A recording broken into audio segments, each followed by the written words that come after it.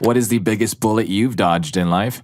Driving to my girlfriend's parents' place in Montana for Thanksgiving, crossing a mountain pass in my 1984 Toyota Tercel. It was a beautiful, sunny winter day, but coming around a bend, I hit an ice patch and immediately started sliding off the road. It was next to a cliff with no guardrail, and it was a slow-motion freakout.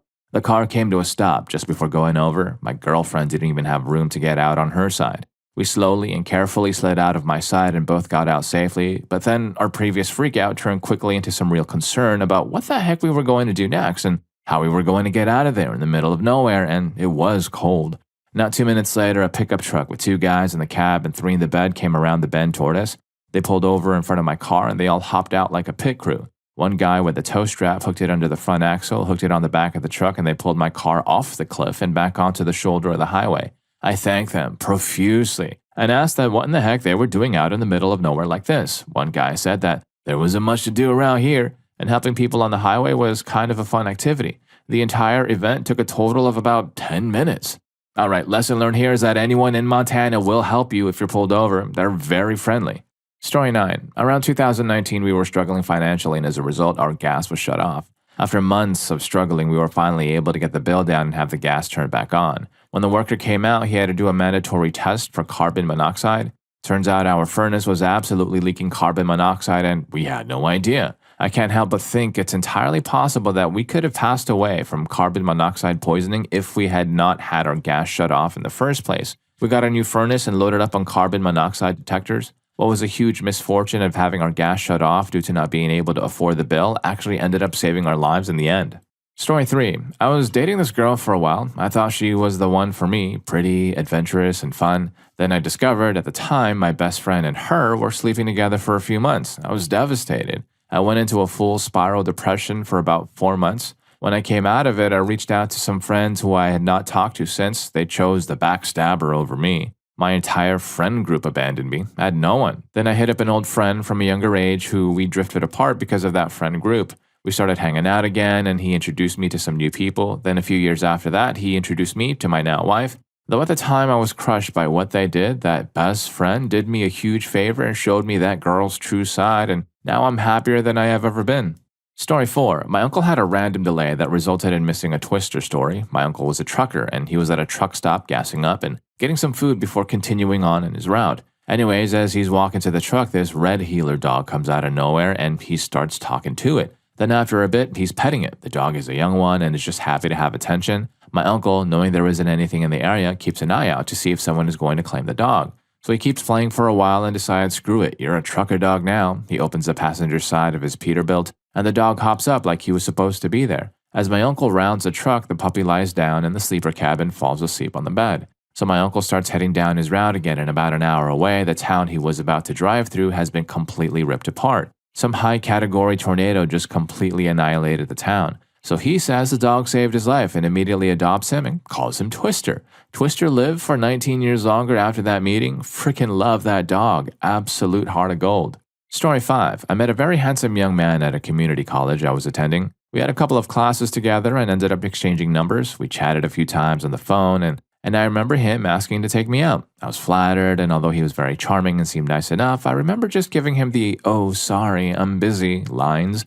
He stopped pursuing me and all communication ceased. About 6 months later, boom, he was all over the news for causing the fatal outcome of a young woman. And that arrest led the authorities to tie him to another unsolved fatal outcome that was done in the exact same fashion. Authorities even said he apparently had a certain type that he preyed on, and they stated the 2 women he essays and caused the fatal outcome of were the exact same body type.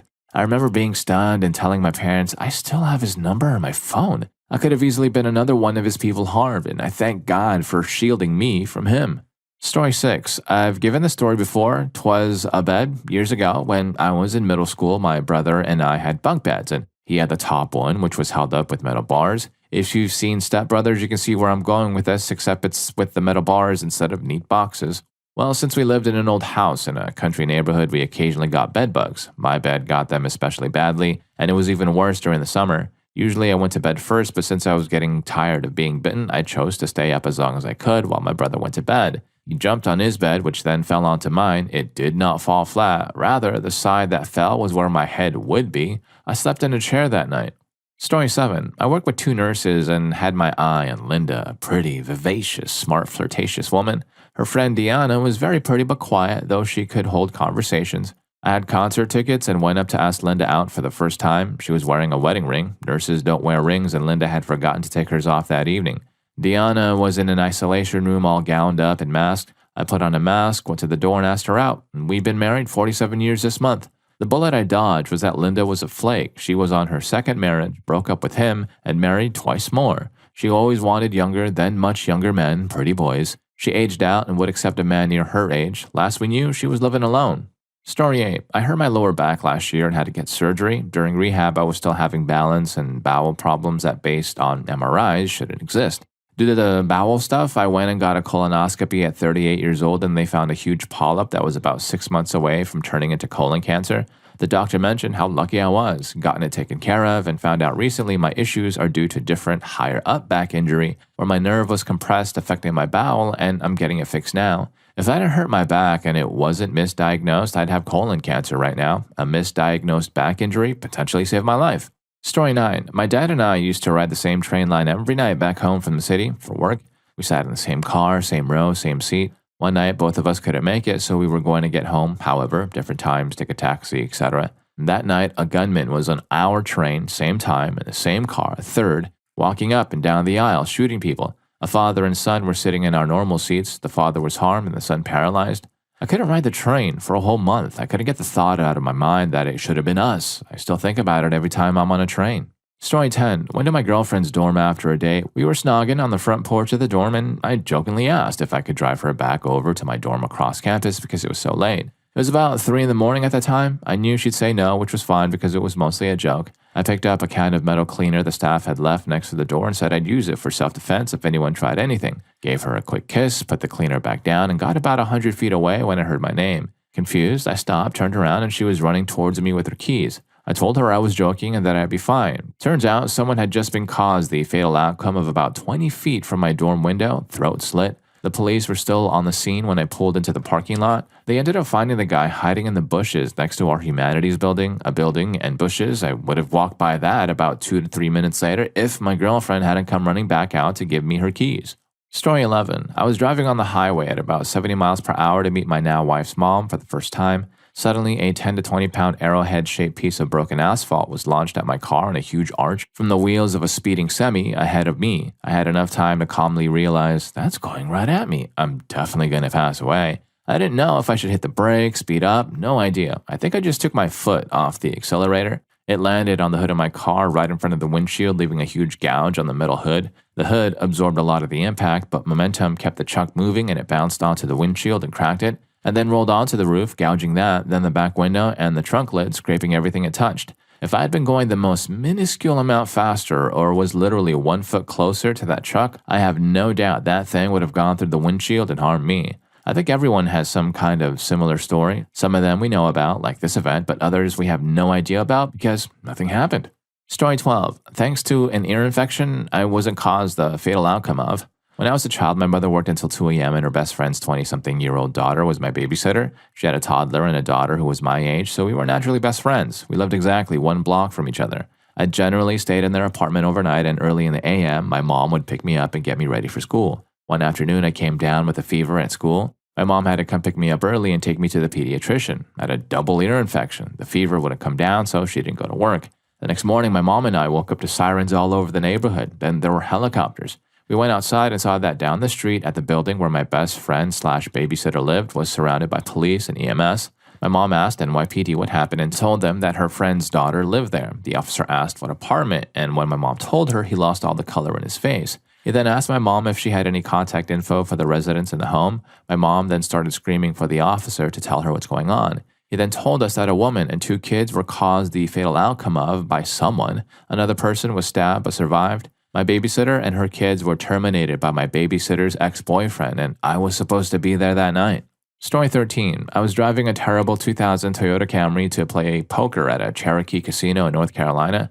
I just got my check from Black Friday when online poker shut down in the United States. So for a couple of years, I was working restaurant jobs and going to school because my dream was over. But then that $12,000 check came in and I restarted my dreams. This was a couple of months into me getting back into poker. I was driving down the mountain, a very bendy section of the interstate, right turn downhill, and it was pretty steep for the interstate. A downpour came out of nowhere, just absolutely drenching the road. I start spinning out because I have some terrible bald tires on my car since I've been broke for so long. There's a car in front of me, a car beside me, and a car directly behind me. I do one full 360, then I hit the median and do another 360. I'm still spinning and end up backwards on a patch of grass to the side of the road. This is the only patch of grass, tree line 50 yards behind me, tree line 50 yards in front of me. And I just sit there in shock. A bunch of cars pull over to make sure I'm okay. And a state trooper pulls over. Everything is fine. My car has one scratch on the bumper, so then I just drive off thinking, what the screw just happened? I lost $1,500 at the poker tables. I could have guessed that would happen. Then on my way home, my hood pops up while I'm driving and I can't see things while going 60 miles per hour on the interstate. It's all bent and screwed up. I use straps to keep it down. Then the next week, I have the craziest run in my poker career. I made $50,000 in 3 days in the sketchiest home games. They actually kick me and my buddy out of these games because they're sick of us pros coming. Anyway, I go and buy a new car that week, and my poker career was pretty good after that. Never a $50,000 week, but I made tenfold that over the years. Now I'm a metal worker / artist and doing what I love, and it started out being funded by my love for a stupid card game. Story 14. Dated an attorney who claimed she was still untouched. After a few dates, she wanted to meet some of my old friends. No big deal for me, so I introduced them at a social gathering. Apparently, she was accusing me of fooling around with one of my friends that she just met at the party just because we were talking and catching up. I didn't hear this as I was on the other side of the house, but as her and I were about to leave, my friend said in Spanish she had to tell me something. Spanish because my date didn't know Spanish. I told her to text me because my date and I were going back to my place, so obviously I'm thinking with my bottom half here. We get back to my place, things start heating up as things do, then she drops the V card bomb on me. We talked about it to discuss comfort levels, and then I finally get a text message from my friend at that same time telling me everything my date was saying at her house. Obviously rubbed me the wrong way and lost all interest in her, but had to figure out a way to get her out of my place without triggering a reaction. My immediate thought was, she's an attorney and would know how to game the system if she wants to claim any type of assault. I told her I felt like I was having some stomach issues and needed to get medicine at a 24-hour pharmacy next door, and she could come with me. My apartment has cameras on every floor and I knew where they were placed. Conveniently, they also recorded audio because I had to obtain footage months ago for a break-in for stolen packages. Every camera we walked past, I made sure to say loud and clear that I wasn't feeling good, and it was smart for us to not go further right now, intimacy-wise. I made sure she stated outright that if we did decide to, that she consented. I even threw in, I've had a few drinks, I'm just concerned that you might take advantage of that because you really like me. I don't want this to be clear, mind consent decision from the two of us. We go to the pharmacy, I buy some Tums and start recording on my phone in my pocket.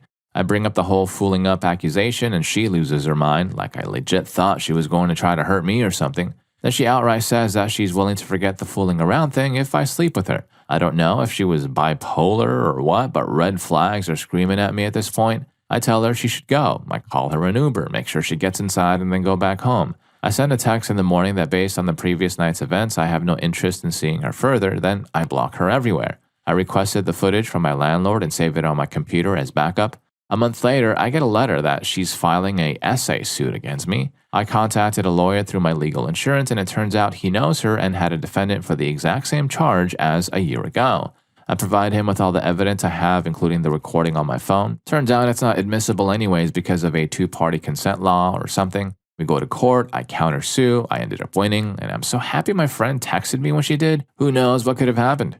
Story 15. My best friend in college was a guy, we'll call him Jack, and Jack had a good friend, Ben, who he moved in with sophomore year. Fall semester, Jack offers to set me up with Ben because he thinks we'd hit it off, so I agree. First date, Ben picks me up in a very nice car and takes me to one of the more expensive restaurants in town, where he tells me to order whatever I want and not to worry about the price. And we do get along pretty well, enough to plan a second date. Quick context, I grew up in South Texas and went to college in Texas. It's relevant, I swear. Second date, Ben asks if I like to go to the shooting range. I say, heck yeah, let's go. I grew up around big guns and hunting and was 100% comfortable with the idea. He picks me up after class with my Whataburger order waiting for me on my seat. 19-year-old me swooned. We get to the shooting range and he busts out this gorgeous rifle, pretty much brand new for us to shoot. I never shot one before, but I'd shot other rifles, so I sort of knew what I was doing. I asked him to show me how to load it once, and then I shot better than he did for the rest of our time there. He ghosted me after that. I asked Jack about it a while later, and he said Ben thought I was too much like one of the guys. I shrugged and thought, well, if that's all it took to scare you off, good riddance. The next semester, Ben was arrested. He went to a frat party with a female friend. She got too intoxicated, and her friends put her to bed in a back bedroom to sleep it off. He snuck in once she was alone and then felt bad about it the next day and told her. I've never met her, don't know her name, but I am so proud of her for pressing charges. Ben turned himself in and later admitted to essaying the young woman. He's married now, somehow. Story 16. I was at a crosswalk with my nephew in Houston somewhere around Minute Maid. I was in a hurry and we didn't have a walk sign, but I was like, screw it, and motioned him while saying, go, go, go. A big rear blue truck turned right and was now on the street. I was making my tiny nephew cross and with a freaking green light. It was like a quick turn then go situation for the truck. I screamed a sound I've never heard myself or any other human make before. It was like as deep as my voice can go while being also as high-pitched as my voice can go. No! The truck somehow saw him and stopped. I would have freaking harmed myself if the truck hadn't stopped. I get a low-key PTSD from it at crosswalks now. Will never be so impatient again. And if you're enjoying the video, don't forget to hit that subscribe and like button for more videos just like this. Story 17. I was in Poland. I was 16 and my great-grandmother was there visiting family. I was with her. She came from a very secular Jewish Orthodox community that barely a third survived the war. A man had taken a liking to me. My great-grandmother forbade the match, saying I was of mixed ancestry. That community was very particular about skin color and race too. Thank God we went back home to Australia a week later. The next time I visited Poland was at 23. I didn't look up my great-grandmother's family, but still had a great time. Story 18. Went to a friend's house who said his girlfriend was bringing a friend for me and to see if we hit it off. She was a major flirt and I thought things were going well. At the end of the night, I made my move and she shot me down. Fast forward 10 years at that same friend's wedding. The girl was there, obese, intoxicated, and very attention hungry.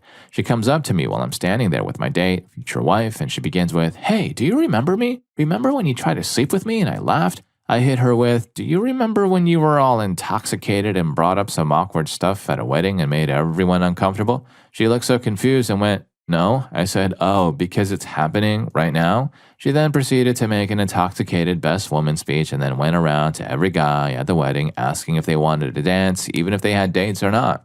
Story 19. Many, but this one sticks out. I hated math, but loved the job my dad did. He traveled the world going to buildings his company insured, so I was going to school for engineering to travel, like an idiot thinking that was all engineers did. I was taking math classes and struggling. My brain just didn't work that way. Cut to 1 year in a college at a party. The cops showed up. I was 18. Oh no, the cops, Sarah. I was intoxicated and woke up in the hospital. Apparently, I had jumped off the balcony to catch a tree and missed. Fell 3 stories, cracked my pelvis, and broke my arm. I had to cancel my math classes, but I had signed up for an online psychology course, so that semester I was taking Percocets and reading psychology like a book. I'd never been so enthralled. I switched my major immediately, realized I was creative, and started doing stand-up comedy. I know the life I was heading towards would have been a disastrous one, and it took that incident to change my course and realize I had a different calling.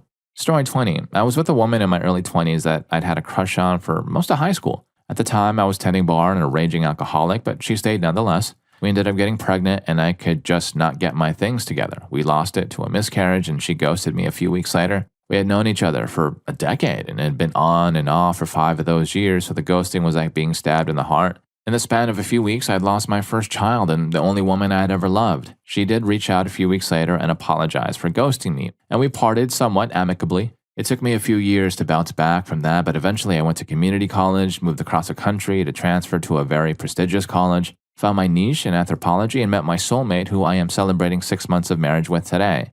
My ex met a good man she's super compatible with. She always wanted to be a mom, but had miscarried several times. She now has 2 kids with him and loves being a mom, and I'm happily married and about to get my bachelor's next month, so I guess we both dodged a bullet.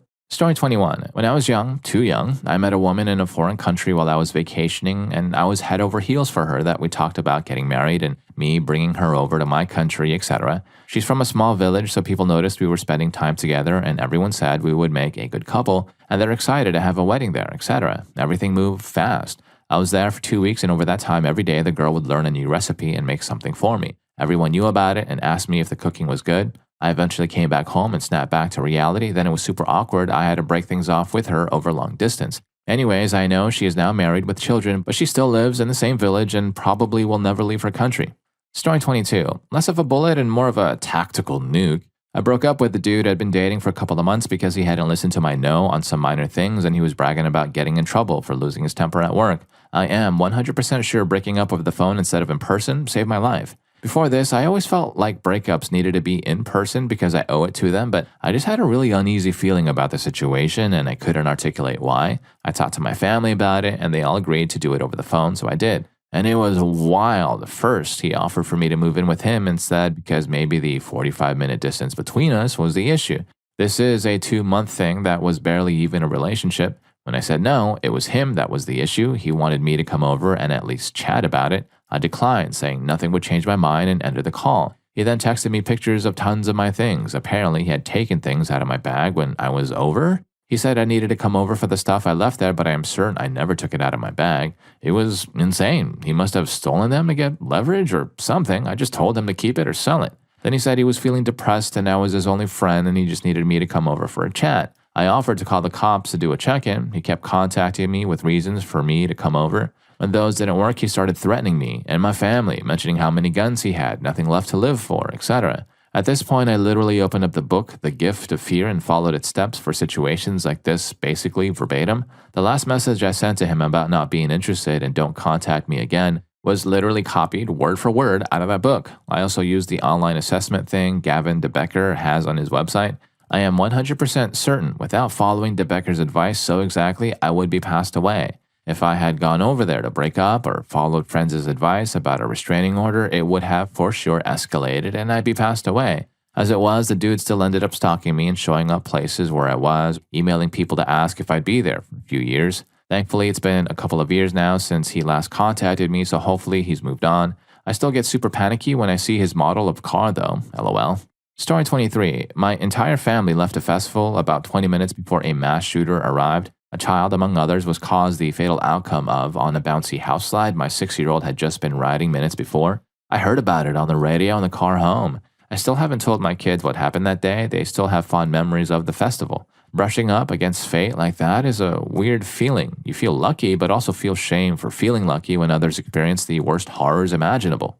Story 24. I started having what I assumed was a severe panic attack while at my girlfriend's house, shaking, sweating, mind racing, nauseous, couldn't think straight, felt like I was passing away, the whole 9 yards. We were just watching a movie and it came out of nowhere. I had panic attacks before, but this time for some reason I heard a voice in my head say, "Hospital, now." Luckily, my GF lived 1 minute away from a major hospital. They were checking my vitals and for some reason I said, "Check my sugar." And the nurse said, "We normally don't check sugar." And I said, "Frickin' check it." I've never been one to yell at them or be angry. She checks it and gasps and says, "My God, how are you conscious?" I said, "I don't know, but I feel like I'm passing away." My sugar was at 19. I was admitted it instantly, and I don't remember much for the next little bit, but when I regained full consciousness, I had a glucose IV in my arm. Story 25. When I was in high school, I started selling herbal goodies as a way to make some money and buy some things I wanted. I was from a single mother home and didn't want to burden her more. Well, it turns out I was really good at it. I could talk to anyone, float in any circles, and had great customer service, so business was booming. So a guy from another school called me and asked if I could hook him up. Sure, I said, "How much do you need?" Well, he proceeds to tell me an amount that's like 4 times the amount he typically gets. And remember, my customer service skills are A1, so I track this. It seemed weird, but I'm not one to turn down money, so I fought my instincts and decided to do the deal. He asked me to meet him at Family Dollar, so I go to the Family Dollar and I'm waiting on him to get there. So about 15 minutes go by and I'm starting to wonder where he is. I've never waited this long. At the same time, I'm fighting my gut. Something just seems odd or off. He calls me and is like, "Bro, where are you? I'm waiting." I say back, "What do you mean, bro? You said Family Dollar, I'm here." He says, "I don't see you. I'm here and don't see you." At this point, my spider senses are going crazy. I tell him, "Okay, gotcha. I'll call you right back." As soon as I hang up, my phone rings again and it's another friend who tells me, "Bro," the friend's name, "is trying to set you up. He's working with the police and is setting you up." I didn't get caught because I went to the wrong Family Dollar. I'm a productive member of society now, but I almost went down the road on a massive substance charge. Got lucky for sure. Story 26. In elementary school in the 80s, I walked to a babysitter/daycare at this lady's house for lunch and after school until I got picked up. Sometimes I ran into an older kid from another school who bullied me. One day after lunch, I paused before leaving because I saw the bully walking by. The lady noticed and asked what's up, so I explained and waited until he was around the corner, then left for school. A short while later, this truck pulls up. I recognize the babysitter's older son driving. He was probably 30-ish and tells me to quickly get in the truck because a bully saw me and is coming. I looked back the way I came and saw nothing, so declined, what my parents said popping up in my head about strangers. When I said no thanks, I still recall this dark look flash in his face for an instant and then switch to this fake friendliness. He offered me a ride to school again. I said no. Then I booked it to the nearest house and cut through the yard. Afterwards, I told my parents and we stopped going there. Story 27. I was offered an opportunity to move away from my still current job to a director role of a department at a nonprofit. A 4-day work week, hybrid schedule, minimal nights, weekends, travel. The money would have been great. I would have reconnected with an old boss that would have been above me that I liked working for previously. I let my current boss know what was going on and that I intended to put in my resignation when offered. She asked me what it'd take to help me stay, which she is a great boss to work for, very pro-work/life balance. The 4-day work week and hybrid was a big thing about the other job, but I just had a feeling that I should give them an opportunity to keep me. They gave me a good offer and ability to earn a promotion, which I since have. I decided not to make the move to the other job. I stayed where I am with some better benefits. 2 months later, I get a message from the person I would have worked for letting me know that they've been completely shut down as the board dissolved their program and everyone was let go immediately. Story 28. Driving home for the holidays super late during college and started falling asleep, so I go to the nearest parking lot I could. It was for a hardware store and all the parking lot lights were out, but I saw some flashlights in the building, so I figured there was a power outage. I wondered if I should go up and ask if it was okay to sleep there, but figured it was better to beg for forgiveness than ask for permission and took a nap. I end up woken up by a cop checking on me and telling me to drive on about 20 minutes later. Turns out while I was napping, one of the largest gun robberies in the state's history was going on in that building. I had officers show up at my house, guns drawn a couple of days later to interrogate me, but it was pretty obvious I didn't have any involvement. Thankfully, I did not interrupt the robbery to ask if I could take a nap in the parking lot. Story 29. I'm from the PNW, US, and I was heading up the coast of British Columbia with some friends from college to spend a weekend at a friend's family cabin on a tiny private island.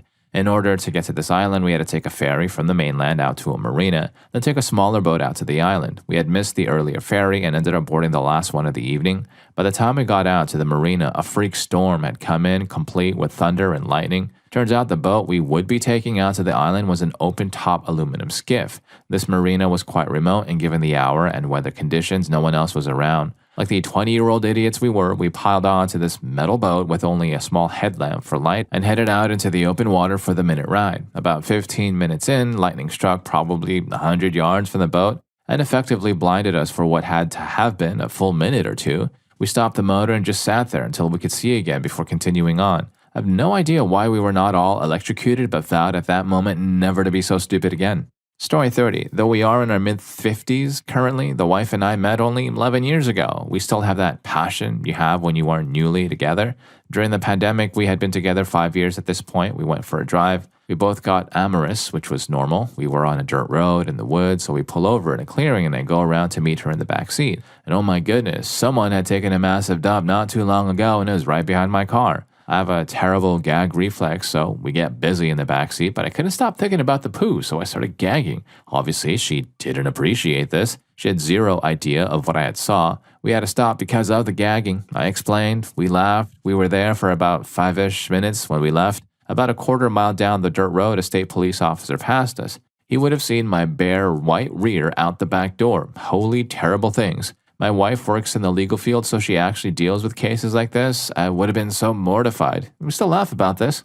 Story 31. I was on a hike with a friend and his mom when I was probably like 12 years old. It was not a particularly difficult mountain or trail, but there was a short part with a ledge you had to shimmy across, and falling would have been like a 50-foot straight drop followed by continuing to tumble/slide down a freaking mountain. Again, not a big deal for most coordinated people, but I am not one of those people. I lost my balance and started falling, and the mom just casually grabbed my backpack and stabilized me. When we got to the other side, we all just stared at each other in silence for a few seconds until she started laughing. Now, I'm profoundly grateful she laughed. That was the right move for two very anxious 12-year-old boys. I still have a pit in my stomach when I think about it because I almost passed away, but her modeling for me to just laugh it off helped me avoid feeling traumatized. I remember when we got back, I told my mom, and she just waved it off like I was exaggerating. I still feel like my friend's mom did not get the appropriate credit or recognition for both saving my life and doing a great service for my mental health. Story 32. Driving on the Kukkihala, I was going up a large hill in the right lane of a double-lane highway, and just as I got to the crest of the hill, a car, going the wrong way, in the left lane, passed me. It happened so quickly that I didn't register that I nearly passed away in a head-on collision at 120 kilometers per hour until after they had passed me. How they got on the wrong side, I do not know. Maybe an emergency vehicle turned around. There was a big ditch and concrete barriers dividing oncoming traffic. There was also a convoy of semis just a few hundred meters behind me taking up both lanes, so I wonder how they dealt with that. It wouldn't have been much braking distance, that's for sure. Story 33. I was about 16 and I had just gone to pick up ice cream in the hot summer with my boyfriend. We got out of the car and I had the instinct to sit on the trunk of my car to eat that ice cream. It was parked in front of the mailbox on the neighborhood street. For whatever reason, I didn't. By the time I got to the front door, which I don't know, maybe was about 20 seconds, whipping around the corner in a neighborhood comes barreling an intoxicated driver, being pursued by several cops, and they were going crazy fast on these neighborhood streets. Anywhere, bam, that car crashed into the rear of my car where I almost just sat down and absolutely destroyed it. If I hadn't changed my mind and I had sat down there, I truly think I would have passed away and not reacted fast enough given how unexpected it was and how fast they were going.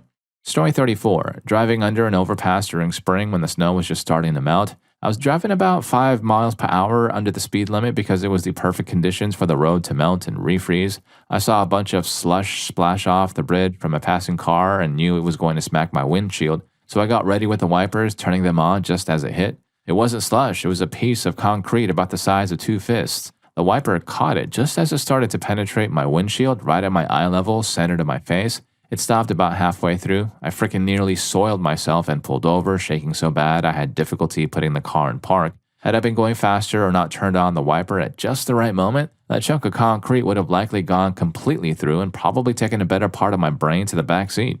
Story 35. I was taking an off-ramp off an interstate while headed home from work. Emerge onto a highway right at the start and the other lane is traffic from the other direction of the interstate. It is a no changing lane zone for a bit after you both get on the highway. I was driving an S10. I exited the interstate as a semi was exiting in the other lane. The dude immediately merged over. I was in his blind spot as well. I honked and he didn't hear. There was a guardrail next to me and no shoulder. I was near even with the back tires of the cab and quickly running out of space. I floored it and got past him. Another close call was driving in heavy fog in a full-size truck.